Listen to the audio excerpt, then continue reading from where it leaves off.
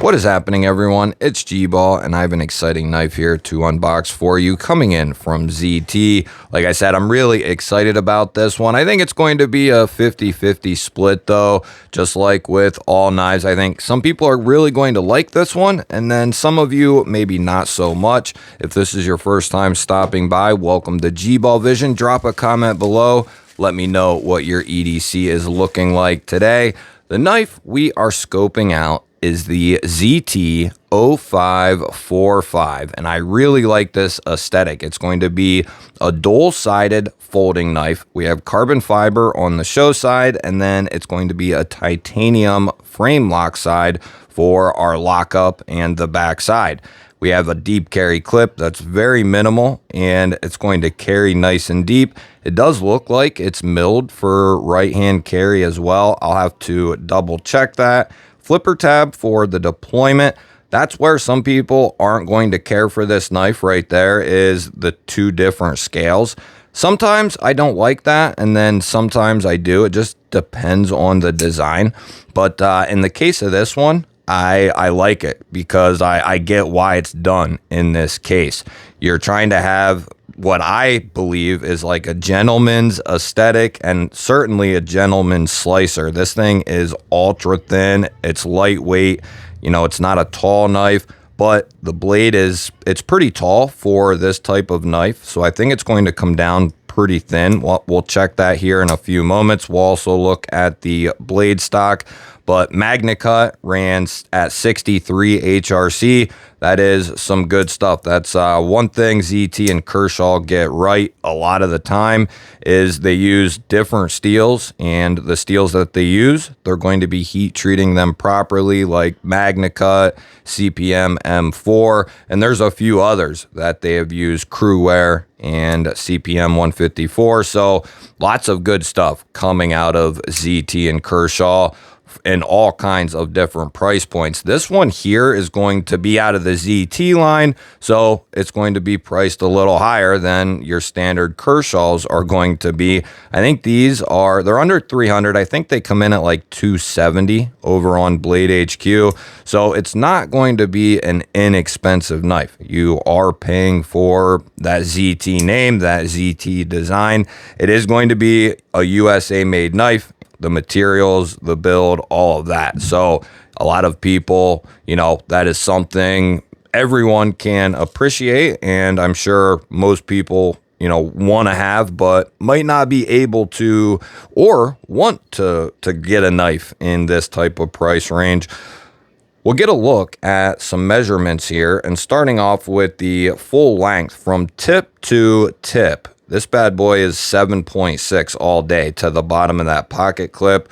We have 3 1/4 inches of cutting edge, and we'll call it 3 5/8 of total blade. We'll bring out some comparison knives here. We have the Spyderco Para 3, and then we have the PM2 on the bottom. And this is going to be right in the middle of both of those. It's a little shorter than the PM2, and then a little longer than the Para 3. Obviously, it's going to be a much slimmer and thinner knife. And 2 more for you. We have the Porcupine and the Raccoon on the bottom, coming in from Vlasteed, and this will give you a really good idea. It's about the same length as the Raccoon is, just going to be a little slimmer and a little thinner here again. And when I'm saying slimmer and thinner, just in case you don't understand my lingo, sometimes I don't even understand. But when I say thinner, I mean the thickness, it's thinner here. And then slimmer, I mean it's shorter than, you know, it's a little shorter than average. We'll get a look at that here when we get the calipers out. But we'll check our pocket clip here with our 50 ways Hank. And that is going to carry nice and deep. It is a short clip, but you won't see any of that knife poking out of the pocket. I think that's going to work pretty well. Now, if they're too thick, you might have trouble, but that's got pretty good spring in it for how short it is. It's not too much like you might think. You know, some knives, when the pocket clip is too short, it's very tough to get it up. This one's got good retention, but you'll be able to get this over a little bit thicker seams, I think. Maybe not too thick, but you know, I think pretty thick stuff. Like I said, that looks like it's milled out for right-hand carry. I'll have to try and find that out. The next step here is to get the arch nemesis out and give this bad boy a weight check. And this is one of the spots it's going to shine because, you know, I think they have it labeled as 7.5, and that's to the bottom of the scale here. But, you know, we're 7.6 strong to the bottom of this pocket clip. So, but anyway, 7.5 inches overall. This is going to be, it's a pretty decent length, but it's going to be pretty lightweight as well. So it should be pretty interesting. And I like to guess the weight of these new knives that are coming in, and I always invite you to play along. You can put your guess in, ounces or grams, whichever you prefer. Even if you already have a comment down there, go ahead and put your guess. And if you're enjoying this video, you like knives and gear, you're in the right place. Make sure you're subscribed here to the channel. I'm going to give this a go and say they kept it pretty low. I'm going to say if they got it right around 3 ounces, that's pretty nice. 2.9. I'm going to go 2.9. Oh, wow. Whoa. That's tough to judge. That's tough. I just got smoked. No wonder that didn't feel right in my bones. 2 ounces and 56 grams.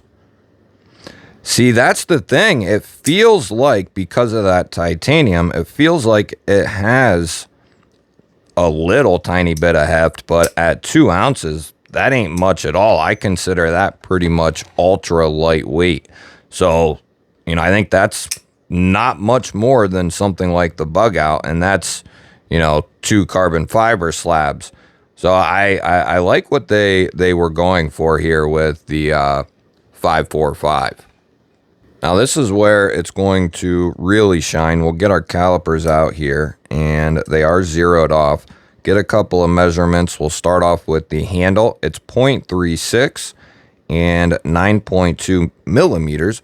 We'll get a height on the handle, and that's 20 millimeters and 0.8. So it's a pretty short handle. Get a measurement here on our blade stock, which is ultra thin, 88 thousandths. Whoo-hoo. And 2.2 millimeters. That is insane. So that's what we consider ultra thin right there. I mean, that's pretty damn thin. When you get that far, 0.6 millimeters, and it's not a very good hold. Well, it's pretty fair. Maybe a little high. I'd say right there at 24 thousandths on that feller. So it's not really thin behind the edge. That's average. Let's see how it cuts out of the box. Use our standard catalog paper here. This will be a great poking and slicing type knife because of that low drop point. And we'll see what our edge is looking like here. Maybe. If I can hold the paper.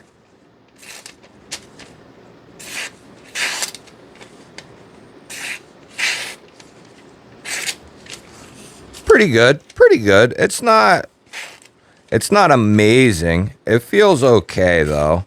Some of that screw up is just me whiffing it up. But yeah, that's not bad. Not bad at all.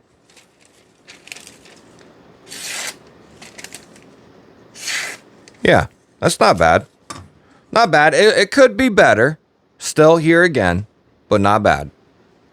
I've had some laser stuff from ZT and Kershaw here over the years. They definitely can put a flaming hot edge on their knives.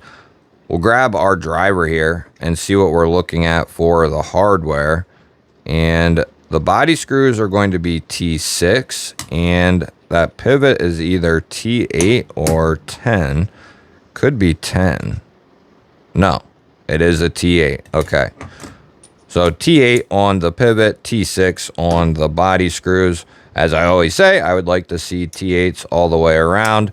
As far as the detent on this thing, it is really nice. And it's got really nice hydraulic action too. Kind of just casually shuts. Now you can hold it up if you kind of ride that lock bar, but even without doing that, it's got a nice hydraulic close. It'll break in and get even smoother though. Just like that one little shake did it there. But you can get it in 2 or 3 light shakes, which is really nice. Flipper tab does have jimping on it. Sticks out nicely, I'd say. Not too far. Not too recessed to the point where you can barely get it. I'd say that's pretty much right on the money. And you're not going to run into anything after deploying it, which is nice. Yeah, I like this. Little gentleman's flipper here. A ZT take on a gentleman's flipper. The last thing we have to do here is introduce this bad boy to the spine whacker. We'll see how this goes. For our lockup, we are looking at about 50-60%. So pretty good lockup there. Let's see what we have for movement side to side or up and down. And I don't feel anything up and down, and I'm wrenching on it. I love that dark stonewash. I think that looks beautiful. Gonna get my fingerprints on the blade. Nothing up and down and nothing side to side either. I can kind of flex that blade, but that has nothing to do with the lockup. Let's go ahead and we'll start off with just a light tap to get us going. Ooh. No shit. And see, that's why I always, for those of you who watch me on a daily basis, that's why I always warm the knives up with just the lightest tap that you can really give a knife and see if they can pass that first.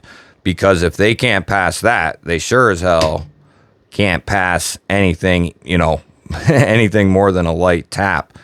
But yeah, that's pretty light there on the ZT. Seems like it can take a tiny bit, but not much. Not much at all. Whew. Boy, that sucks. That really sucks. It felt good too, and it looks good. It can take a little tiny shot, but that's nothing. You know, that one was pretty good.